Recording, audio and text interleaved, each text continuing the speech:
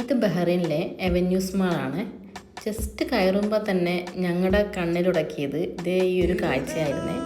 Honeycomb സ്ട്രക്ചറിൽ ഉണ്ടാക്കി വെച്ചിട്ടുള്ള ഈ ഒരു സാധനം ശരിക്കും ഒരു കൗതുകമായി തോന്നി കേട്ടോ. നേരിൽ കാണാൻ ഇതിലും അടിപൊളിയാണ്.